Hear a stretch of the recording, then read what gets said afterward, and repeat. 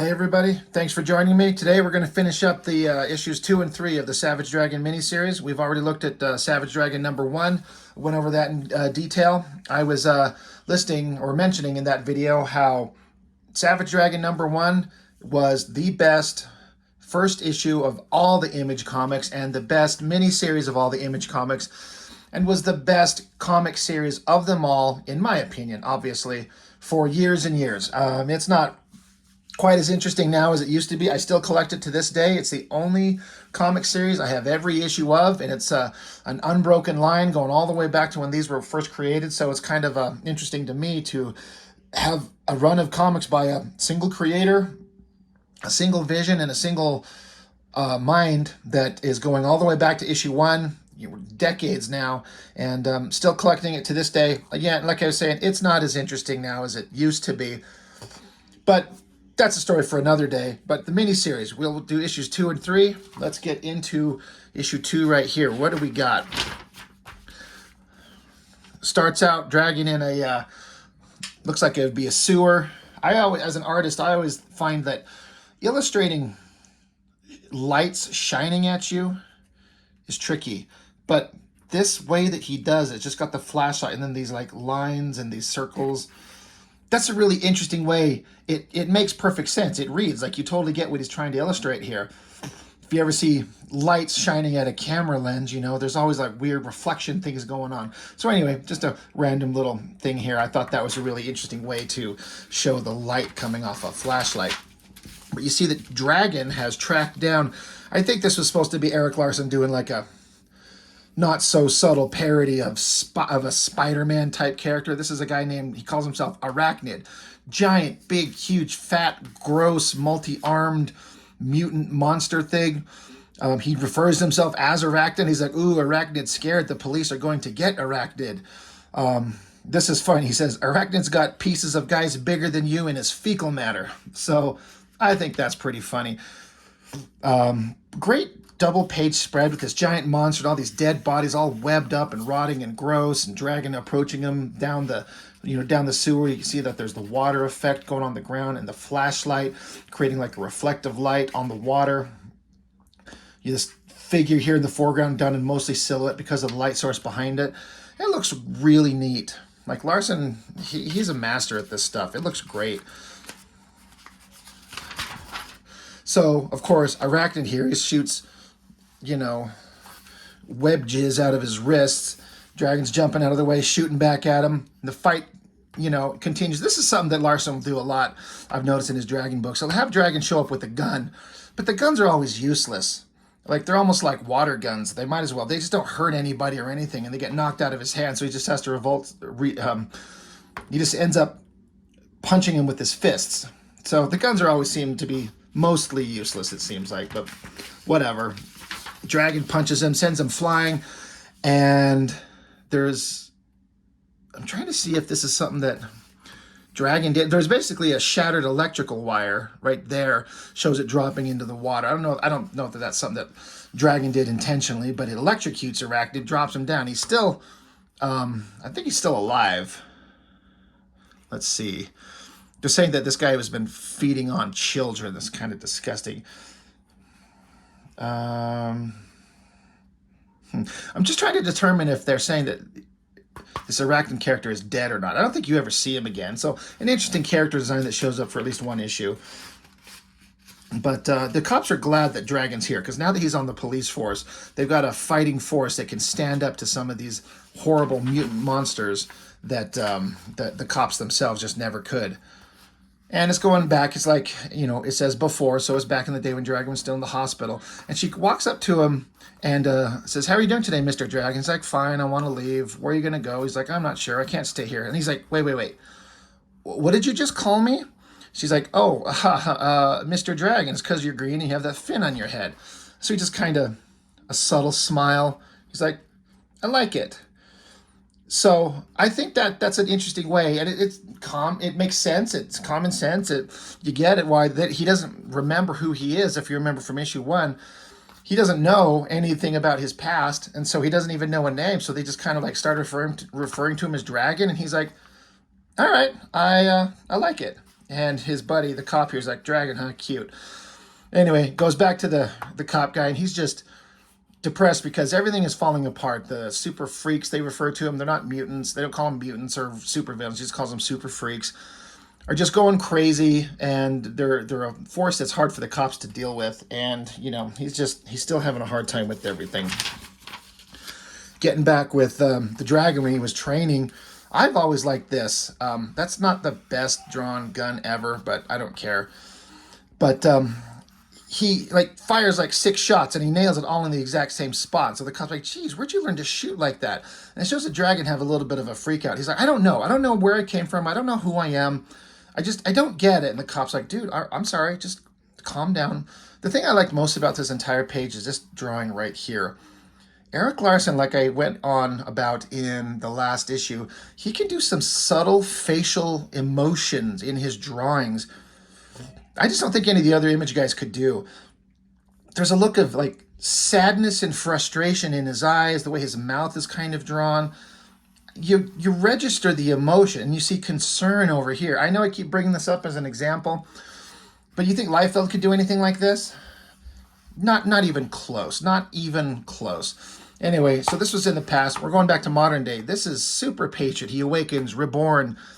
It's talking about how since the 40s, Super Patriot was a hero that was, you know, awesome and cool, but then he was beat almost to death and his body broken. So Cyber Data, which is the technology company from Cyberforce, Mark Silvestri's book, they're, you know, crossing over. They've rebuilt him into this new mechanical armored version.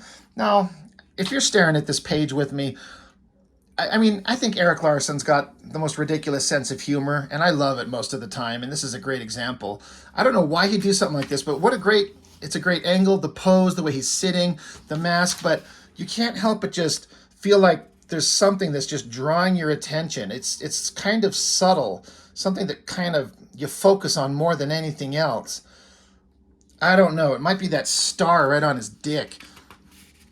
I think that's just Erik Larsen having a sense of humor. No one would ever put that in like Marvel Comics type world. No one would do that. But Erik Larsen's like, I'm putting a star on his dick and you're going to like it. And he's right. I do. Cut back to Dragon. He's, you know... Oh, yeah. He's in an apartment. This is where he meets this girl. Debbie Harris is her name. Just a young blonde girl that lives in the apartment complex. And they're kind of talking. He's like making friends. They're introducing themselves to each other and kind of making introduction, talking back and forth. And there's kind of like charm. There's chemistry between them. And she almost like starts to ask him, like, maybe they should get together. He's like, I got to go. I'm a cop. It's an emergency. I got to go. She's like, oh, all right. Bye. See you later. So little future story elements coming along. Here we got Dragon showing up on a motorcycle. I'm thinking that, you know, motorcycles are hard to draw, so I bet Larsen just wanted to draw that one time and get done with it. Again, he shows up with the gun, but here they say, hey, the bad guys are all bulletproof, so you might as well just lose the gun. So he's like, great. He just tosses the gun aside. Again, I think that face looks really cool.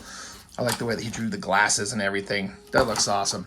But here's the hostage situation. These villainous douchebag bad guys, they are all, they're specifically coming to get Dragon because they're pissed off that the cops have dared to bring on some super-powered guy to put up a fight against him. So they're like, okay, well, you know what? We're going to go take a bunch of hostages, and we're going to get the Dragon on site, and we're going to take care of him. So Dragon shows up. He tells them to, you know, give up, surrender, whatever. And these villains are like, they don't fucking care. They just start throwing civilians like rag dolls, just throwing them out there. So Dragon's trying to like grab onto them. He's trying to save who he can, tell them to go limp, saving some of them. A lot of them are not being saved. You even see here, they're all slammed against the walls. So really violent, like really fucked up. And I like the concept that Dragon just has to like, I can't save all these people. I can either try and run around trying to saving them all and get distracted from the real threat, or I don't know, some people have to die, but if he just gets to them and stops them immediately, at least he can stop the dying. It's a hard choice to make. This douchebag villain pops up a little kid right in front of him as Dragon's charging towards him. So this was a great visual drawing, told over a couple of panels how Dragon's flying at him, and he does this like twisting move, angles up, flips right behind the bad guy, grabs him by his head, makes him drop the kid, and then he slams the bad guy into the ground. Just, I mean, you would think that might kill him. Can't remember. No, he's not dead. He's still going. But big shark guy shows up, decks him. The other, whoever this douchebag is, he shows up. They all start pummeling on the dragon. So he starts fighting back.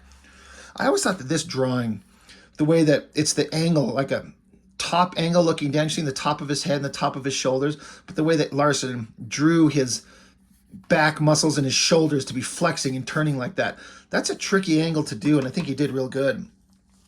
Big bad guy shows up again with the blades, chops at Dragon. He's bleeding. That's what I like about the Dragon characters. He's super tough, super strong, but he can be hurt. Slams up against a wall, and he's like coughing up blood, and he's like, pretty good, but I'm still standing, but it's not good enough. Boom, suddenly here comes Stardick. I mean, you know, his name's Super Patriot, but we're going to call him Stardick because, let's be honest, that's what he is. Dragon's like, what the fuck? So this guy shows up on scene, and he's like, greetings, gentlemen. Allow me to reintroduce myself. My name is Super Patriot. I'm back. His robotic arms are like transforming into guns, and he just starts blasting away, blowing away the bad guys. And Dragon's like, dude, stop it. You're killing them, murdering them in cold blood. Don't. Like, hold on. So Dragon's trying to like still be a moral and ethical police officer. Super Patriot used to be he's obviously like an American flag clad hero, but he's suddenly a murderous robot. And Super Patriot's like, they killed me first. And Dragon's saying, hey, it's still murder. You can't do this. And so Super Patriot's not thinking right. He's like, who are you, little man, a new recruit? Super Patriot doesn't know who Dragon is. So, I'm sorry, Dick Flag zaps Dragon, sends him flying, and starts beating the shit out of Dragon. Like, these are both supposed to be good guys. And Dragon's already weakened from his previous battle. So Dick Flag has got him, at barrel's end right here. He's like, dead wrong. What a great drawing. Big, strong, muscular guy, all the metallic machine parts of his body. Dragon laying there just limp. And one of the cops says, like, freeze. And he's like, no, justice has to be served. She's like, dude, he's a fucking cop, you stupid idiot. He's like, wait, what? He's a cop? Yeah, he's a cop. Now, hold on. So he's like repeating, like, police, I'm sorry, I can't. I'm sorry. It's like he's not all mentally there. Something's wrong. And Dragon's like just out of it, but he's faking it. Bam, double hammers to the head. Great drawing. The big muscular shot, slamming him right in the head. Drops him down. Dragon's pissed off. He's like, can't my ass. He's so mad, but he's dripping blood. He's had the shit beat out of him. So Super Patriot's down. All the bad guys are shot dead, but Dragon's just like, he's holding himself up. He's like, I'm bleeding so much blood. He like just drops unconscious on the ground. Another great, like, the anatomy, the drawing of this big, strong guy and his big arms folding over his body. I always thought that drawing looked really good. And you're like, so is the dragon dead? Obviously, we know he's not going to be, but... And then another great drawing here with all the death and carnage surrounding everything. This situation just went to shit really fast. And I like how the coloring is kind of faded out in the distance here, but in the dead center, like, you got the cop surrounded by all the death and Dragon sitting here in a pool of his own blood. So... really horrific scene going on. And that's the end of issue 2. Awesome drawing for Cyberforce coming out. And I'm surprised. It's like Wildcats. I guess Wildcats had not come out yet. The second issue of Dragon's coming out and Wildcats hasn't come out yet. I'm guessing coming in July. So I kind of thought Wildcats was out before Dragon, but obviously I'm wrong. Anyway, that's issue 2. Great issue. Kind of a breezy read. You get through it. You understand it. There's not a lot of over-the-top ridiculous exposition and text and everything. It's just everything you need to have a good, fun superhero comic with some big, badass fighting. Issue 3, if you know anything about comics and Image Comics at the day, in which, let's be honest, if you're reading Savage Dragon, you know who this is. That's Bedrock from, Bedrock. They hadn't changed his name yet. From Youngblood. Why are they decking it out? Who knows? Oh, wait. I've got to pull up something. That's a shit color treatment to have the logo kind of a similar color as the background. Like, you can barely read it. Like, somebody made a shit decision there. A lot easier to read here. But anyway. And Eric Larson, he likes to do this. He did it in issue 1. Did he do it in issue 2? Yes, he did. I'm sorry. Where it's like splash page, double splash page. Classic Marvel Comics, Kirby kind of trope. Splash page, some guy died at the hands of Inferno. Splash page, I like the fire effect on him, pretty neat. Splash page, double splash page. He shows up, he's got his cool energies blasting. So obviously Dragon's in the hospital healing up. He's obviously better because he's jumping around. I guess it might be the first time you know that Dragon's only got 2 toes on his feet. Just an interesting little thing. So he shows up trying to kill the dragon. Dragon just decks him one time into the wall. Boom, he's done. I thought that's so great. The way he's like, head is smashed into the wall. He's just hanging there. And the cops are like, oh, I see you're up and about. And he's just pulling him out there. That's awesome. He's just got his hand on his face and just pulling him back. So they're just talking about the situation that happened in the last issue. Like, he lost a lot of blood. He went unconscious, but his metabolism is incredible. Like, all his wounds were healed within a day or so, and he's up and going again. So he can get hurt, but he's strong as hell, and he heals fast. So I'm going to talk about Super Patriot. Like, he crawled to his feet and took off. Weirdest thing I've ever seen. It was like he was under remote control or something. So it leads you to believe that the man is not in control of that body, but a machine. So Dragon, they continue talking about how they're going to go about life now and how they're going to handle the vicious circle is the name of the bad guys that this villain runs, this Dr. Doom looking chucklehead. So they're talking about what they're going to do and how they're going to go about it, and they're going to have to be careful. And then this girl cop, it's Alex Wilde is her name. And so she says, you scared the hell out of me, Big Jerk, because she was the cop at the end of the last issue that showed up there and kind of helped him. But he's like, why, Ms. Wilde? I never knew you cared. A little bit of a beginning of a flirtation. So you got this guy, he's Overlord, and he's like the generic main villain of the book. Now, I said this in issue 1, and I'll reiterate it. He might look like generic, stupid villain. He might kind of look like Dr. Doom. And with all the villains in all these Image comic books, none of them were interesting or scary. And he looks just like exactly that. And he talks a hell of a game. But is there anything interesting about him? Yes, there absolutely is. He becomes the best villain, the most significant threat out of any of the Image comic books. There's not one who is nearly as interesting and the portrayal of the villain done as well as this guy. But you don't know it. I think Larson is kind of playing it up. He's playing standard, comic trope kind of nonsense of the villain with the cape talking mad shit. And you better, respect me, I'm the villain, or I'll take you out. And the hero's going to show up and punch him and take care of it. Yeah, that's not how any of this is going to go. It doesn't get resolved in this miniseries, but it does pretty quickly in the regular series. So anyway, Overlord being awesome. And then Larson likes to do this stuff. And, he'll draw the big images, like the big awesome punching and the fighting and all this type of stuff, but he'll do pages of storytelling with a bunch of little panels. So this is a 15 panel page. This is the girl from issue 1, right at the end, where she was kind of kidnapped, and he showed up and saved her, and she's showing up to basically thank him. And she looks exactly like the way he drew Mary Jane when he was drawing Spider-Man.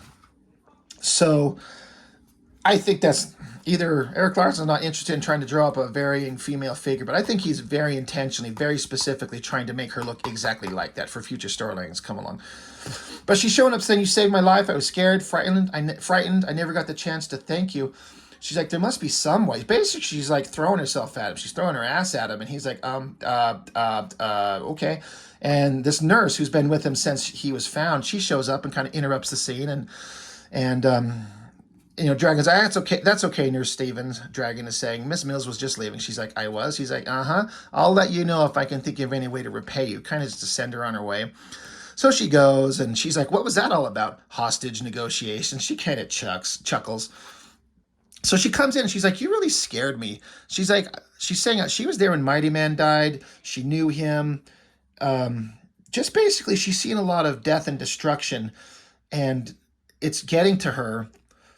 And she likes Dragon, and she's starting to see that, he's going to be in danger a lot, and she's scared. So a little bit of a neat emotional moment right here where Dragon's giving her comfort. He can see that these people are going through really difficult times, and they're kind of relying on him and needing him. Anyway, Dragon's okay. He gets back out there, and now he's becoming quite the celebrity, the super-powered cop. So he's out there, got his glasses on, looking badass. And he's just kind of answering questions, talking about he's here to do the right thing, to do the job of a cop, to uphold the law, get people in court, send them to jail. We're not vigilantes. He's doing the best he can do. So anyway, he's kind of done. He has a conversation, but he wants to take off. This one girl shows up and she's like, "Hey, she kind of tracks him down. Is like, "Hey, can I get something off the record or whatever?" And he's like, "No, I just don't." She says, "Please." So you think there might be something gonna go on here? No, there's not. Well, not what you thought. Bedrock from Youngblood shows up and just punches the shit out of the dragon. He's like, "Ha, I knew I'd find you. Let's see if you can take on Bedrock. Dang, you look a lot bigger on TV. I thought this would be a good fight, but you're a little dude. What a rip." So this is Eric Larson once again showing why he's better than any of those other chuckleheads. The character of Bedrock, and again, he gets renamed Badrock because I think Hanna-Barbera come down on Liefeld for the name, so he changed it really fast. But the concept of Bedrock here is that he's just like a 12 or 13-year-old boy that somehow got this thing that happened to him that turned him into this giant, super strong stone body like mutation. And so he's super powerful. He's super big, super powerful, strong, indestructible. So he joins Youngblood. But he's supposed to be like a kid, and very, very rarely is he ever written like that in any Liefeld comic. They just wrote him like he was just like an old, wise, like an experienced guy on the team, not a kid. But Larson, he is writing his dialogue as if it's a kid. You know, this, "I thought you looked bigger on TV. I thought this would be a good fight, but you're a little dude. What a rip." Like, that sounds like something a little punk-ass kid would be saying. So Larson's understanding the concept of the character and actually writing it appropriately. Larson doing some badass, like, veins in the arm there. That looks really cool. So, and again, like I was just talking about how he's supposed to be a kid, he's like, "Haha, look at that fin on your head, too cool. So what are you, an alien or something? What? You've got to be the weirdest looking police officer I've ever seen. Get up, let me see what you're made of." And Dragon, "Allow me to demonstrate, punk." That great look on his face, balls up his fist, boom, slams him right in the gut, boom, a right hook to the face and sends him flying into the bushes. Okay, now Bedrock is pissed, boom, charges at him, crash. Two big, strong guys having a big old fight. This is what we're here for. This is what we want to see.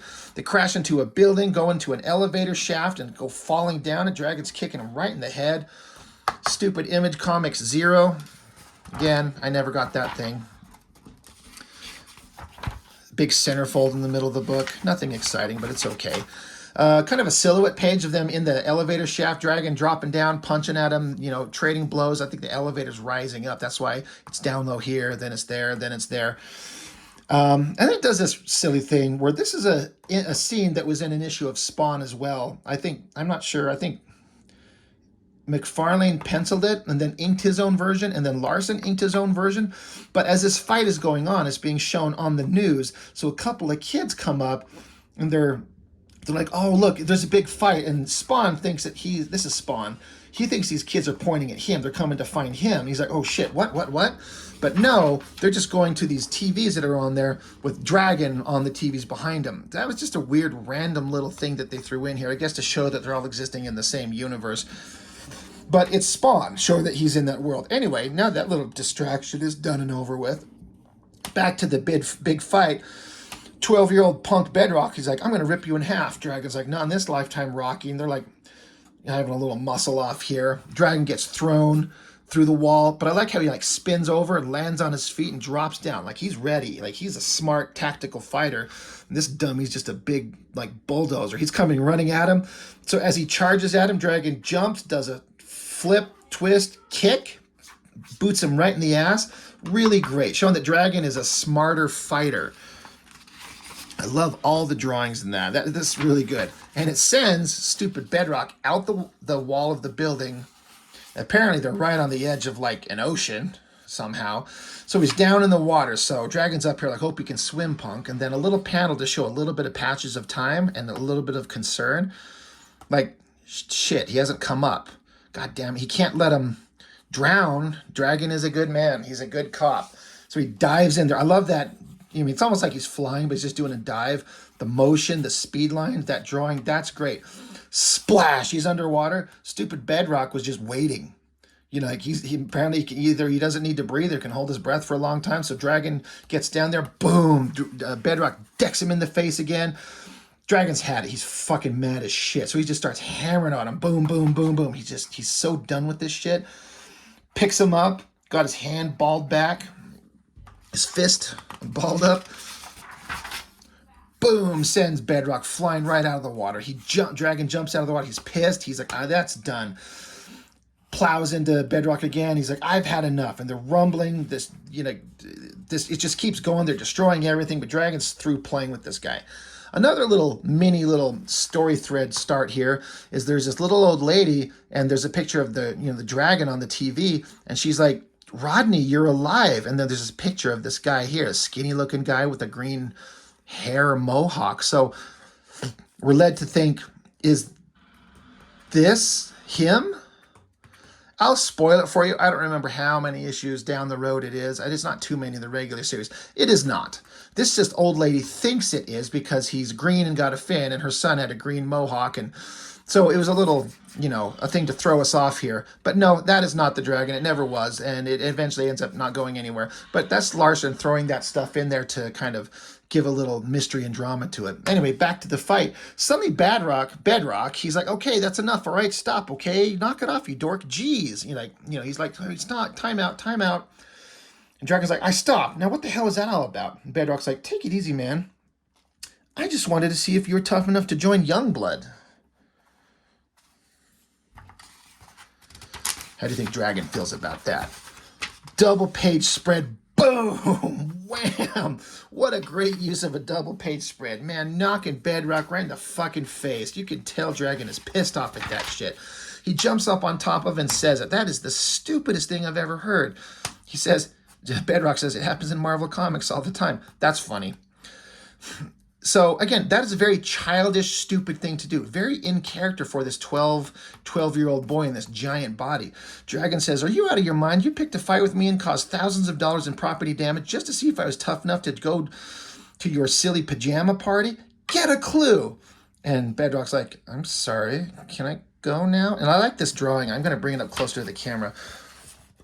But, again, no one drew Bedrock with any kind of, emotion in his face. But Larson nailed it with the silly little smirk on his face here, because Bedrock's got a bowl for a lower jaw, and the look on his eyes. I thought that's one of the best drawings of this character ever, and I mean ever. So can I go? And Dragon's like, hell no, you're under arrest. Love it. So some time passes. Dragon goes back, and there's that girl that he ran into before, and she's like, what are you doing here? She's like, my mom locked me out. Can I spend the night? Can I sleep on your couch? Dragon's like, let me talk to your mother. This isn't right. She's like, do we have to? Can we talk tomorrow, please? He's like, all right. So thank you. They go inside his apartment.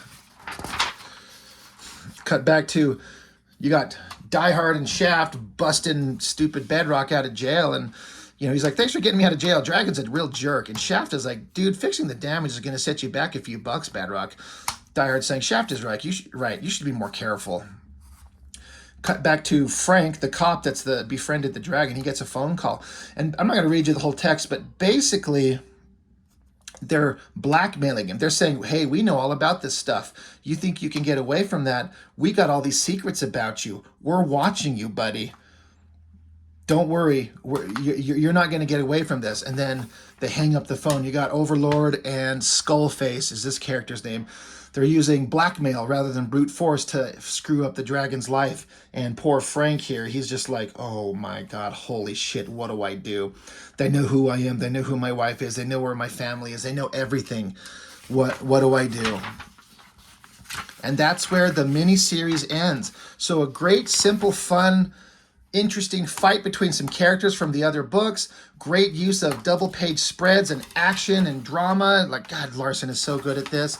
Little story thread starting here with the lady that thinks the dragon is her son. The bad guys blackmailing Frank, and it ending on a cliffhanger. That's the third issue, the ending of the miniseries. And Eric Larson, I say this about a lot of guys, but Eric Larson's a bad motherfucker. He knew what he was doing. It's the best miniseries out of any of those Image comics. I don't care what anyone says. It's the most competent, thought out, fully realized character of any of them.